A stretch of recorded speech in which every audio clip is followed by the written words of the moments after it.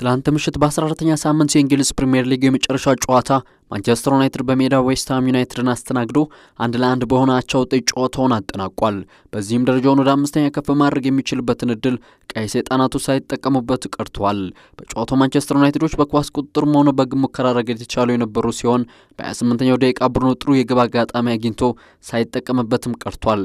የመጀመሪያ አጋማሽን በሁለቱ ቡድኖች መካከል 0-0 በሆነ አቻ ውጤት ተጠናቆ የነበረ ሲሆን በሁለተኛው አጋማሽ ፖርቱጋላዊ ተከላካይ ዲያጎ ዳሎ በ58ኛው ደቂቃ ቡድኑ መሪ ማድረግ ቢችልም በጨዋታው መጠናቀቂያ 83ኛው ደቂቃ ላይ ማጋሳይ አቻነት ግብ ለዌስትሃም ዩናይትድ ከመረብ በማሳረፍ ጨዋታው 1-1 በሆነ አቻ ውጤት ተጠናቋል።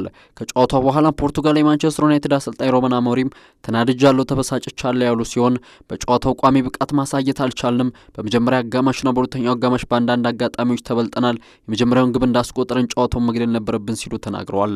የቀይ ሰይጣናቱ ሌጀንድ ሮይ ኪን በበኩሉ ማንቸስተር ዩናይትዶች ስራቸውን ለመስራት የፈሩ ይመስላል፣ በቅርብ ሳምንታት የነበሩ የጨዋታ ደረጃዎች ተስፋ አስቆራጭ ነበር ሲል ተናግረዋል። የረጅም ጊዜ የሪያል ማድሪድ ኢላማ የሆነው ፈረንሳዊ ተከላካይ ዳዮት ኡፓሜካኖ በባቫሪያኑ ቤት ኮንትራቱን ለማራዘም ውይይት እያደረገ እንደሚገኝ በርካታ መረጃዎች እያመላከቱ ይገኛሉ። በመጪው ክረምት የተጫዋቹ ኮንትራት የሚጠናቀቅ ሲሆን ከዚህ ቀደም የወጡ እንደነበሩ ዘገባዎች በነጻ ወደ ሪያል ማድሪድ ሊያመራ እንደሚችል በስፋት ሲገለጹ ነበር።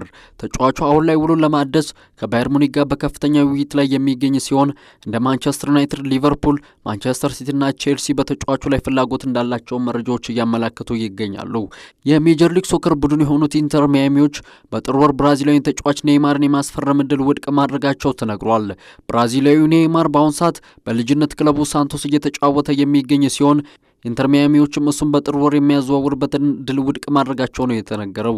ይልቁንም የኡሩጓዩ ተጫዋች ሉዊስ ሱዋሬዝ ተተኪ በማድረግ የአርቢ ሌይፕዚጉን ጀርመናዊ አጥቂ ቲሞ ወርነርን በክረምቱ ለማስፈረም ማቀዳቸውንና ተጫዋቹም ከኢንተር ሚያሚ ጋር ንግግር እያደረገ እንደሚገኝ ስካይ ስፖርት ጀርመን ይዞት የወጣው መረጃ ያመላክታል።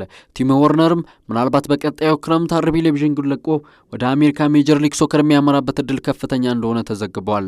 ኔዘርላንዱ የቀድሞ ኢንተር ሚላን ተጫዋች የሆነው ዊስሊ ሽናይደር የዓለም ዋንጫን ያሸንፋሉ ብሎ የሚገምታቸውን ብሔራዊ ቡድኖች ይፋ አድርጓል።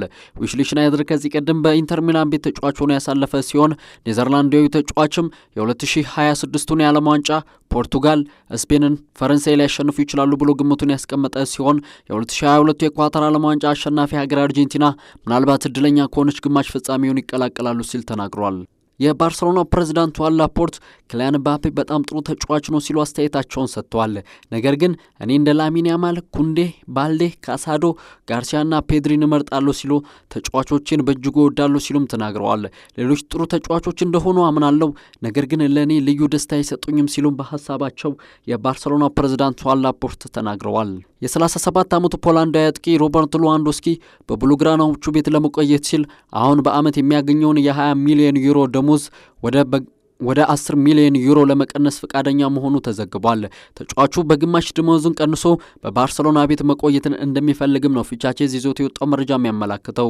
የተጫዋች ከባየር ሙኒክ ባርሴሎናን ከተቀላቀለ በኋላ በብሉግራናዎቹ ቤት ድንቅ ጊዜን እያሳለፈ የሚገኝ ቢሆንም ባርሴሎናዎች በመጪው ክረምት የሱን ተተኪ ለማስፈረም እንደሚንቀሳቀሱ ይጠበቃል። ስማቸውን በብዛት ከባየር ሙኒክ ተጫዋች ሃሪ ኬን እንዲሁም ከአትሌቲኮ ማድሪድ የፊት መስመር ተጫዋች ዋልና አልቫሬዝ ጋር በስፋት እየተነሳ ይገኛል። ኢንተር ሚላንና ኤሲ ሚላን አዲስ ቁጥር 1 ግብ ጠባቂ ማስፈረም እንደሚፈልጉ የተገለጸ ሲሆን የመጀመሪያ ምርጫቸውም የቶተናሙ ግብ ጠባቂ ቪካሪዮ መሆኑ ተነግሯል። ጣሊያናዊ ግብ ጠባቂ ቪካሪዮ በስፐርስ ቤት ጥሩ ቆይታን እያደረገ ቢገኝም ስፐርሶች ግን እሱን በሌላ ግብ ጠባቂ ለመተካት እንደሚያስቡት ቲም ቶክ ይዞት የወጣው መረጃ ያመላክታል።